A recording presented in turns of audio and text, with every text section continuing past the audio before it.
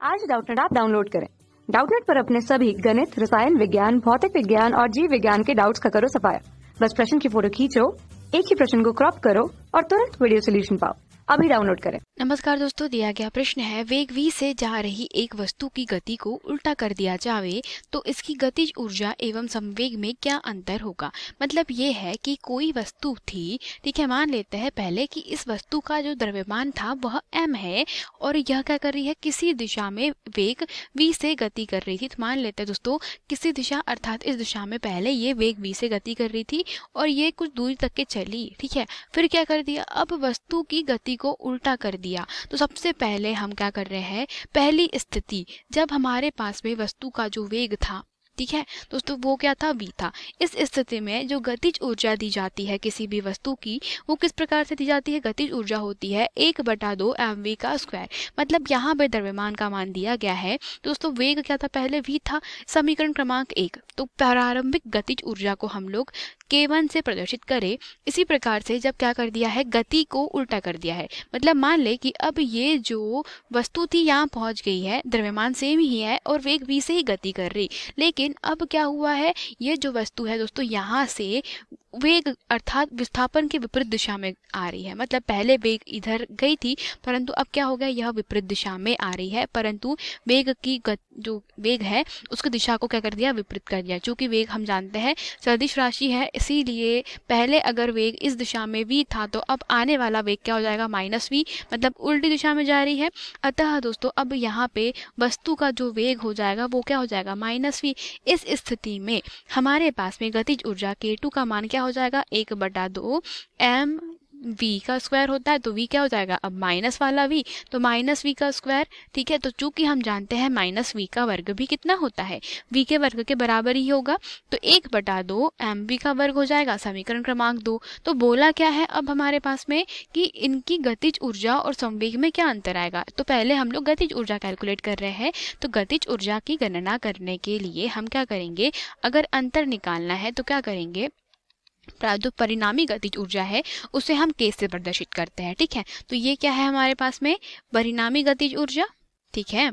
अब इस परिणामी गतिज ऊर्जा का मान किस प्रकार से निकाला जाएगा, वो निकाला जाएगा k2 माइनस में k1। मतलब समीकरण क्रमांक 2 में से समीकरण क्रमांक 1 को घटा दीजिए। तो यहाँ लिखते हैं समीकरण क्रमांक 2 तथा समीकरण क्रमांक 1 से अब क्या हो जाएगा, गतिज ऊर्जा k जो हो जाएगी वो किसके बराबर लिखेंगे आप, 1/2 mv स्क्वायर में से 1/2 mv स्क्वायर कैंसिल हो जाएगा। तो आप देख रहे हैं मान दोनों ही बराबर है, आपस में ये कैसे हो जाएंगे, कट जाएंगे। अतः दोस्तों जो हमें गतिज ऊर्जा का अंतर मिला वो कितना मिला, 0 मिला। और आप अच्छी तरीके से जानते हैं गतिज ऊर्जा जो होती है वो कैसी होती है, एक अदिश राशि होती है और अदिश राशि पर जो दोस्तों दिशा होता है उसका कोई प्रभाव नहीं पड़ता। इसीलिए प्रारंभिक गतिज ऊर्जा जो हमारी दोस्तों k1 थी वो भी 1/2 mv स्क्वायर थी तथा k2 जो थी वो भी कैसी रहेगी दोस्तों, 1/2 mv स्क्वायर ही थी। अर्थात जब आपने वेग का जो दिशा है वो पलट दी तब भी आपके पास में k2 का मान क्या मिल गया, आपको 1/2 mv स्क्वायर ही मिला। अतः गतिज ऊर्जा दोस्तों कैसी है, एक अदिश राशि है। अब दूसरा हमसे कहा था संवेग का अंतर। तो संवेग में जो अंतर होगा वो किस प्रकार से निकाला जाएगा, उसी प्रकार से जैसे पहले जब वेग v था, ठीक है, तो वेग v की अवस्था में कण का संवेग दिया जाता है p = mv से। इसलिए इस अवस्था में जब वेग v था तब संवेग p1 मान लेते हैं, तो वो क्या हो जाएगा, mv के बराबर, समीकरण क्रमांक 1। इसी प्रकार से जब क्या हो गया दोस्तों, वस्तु का जो वेग था, मान लेते हैं कि वेग की गति की दिशा बदल देने पर वो क्या हो जाएगा, ऋण v के बराबर हो जाएगा। अतः जो हमारा दोस्तों संवेग हो जाएगा वो क्या हो जाएगा, p2, वो किसके बराबर हो जाएगा, -v। समीकरण क्रमांक 2 नाम दे देते हैं। अब चूंकि हमें क्या करना है, संवेग का अंतर निकालना है, तो संवेग का अंतर निकालने के लिए क्या लिखा जाता है? परिणामी जो होगा वो हो जाएगा P, अर्थात P2 माइनस P1। अब P2 माइनस P1 यहाँ से अगर आप देखें तो P2 कितना है हमारा? Minus of MV minus of MV। P1 का मान क्या है? MV। तो अब आपने इसको हल करना है तो ये क्या हो जाएगा? माइनस ऑफ 2MV, अर्थात संवेग का मान आपको प्राप्त हो चुका है किसके बराबर? माइनस में 2MV के बराबर। तो प्रश्न में हमसे बोला क्या था? संवेग का मान और गतिज ऊर्जा का मान दोनों के मध्य का अंतर ज्ञात करना था। तो अंतर जो है वो क्या है? हमने पाया गतिज ऊर्जा जो है KE वह तो शून्य प्राप्त हुई, परंतु संवेग है दोस्तों वो कितना प्राप्त हुआ? Minus of MV।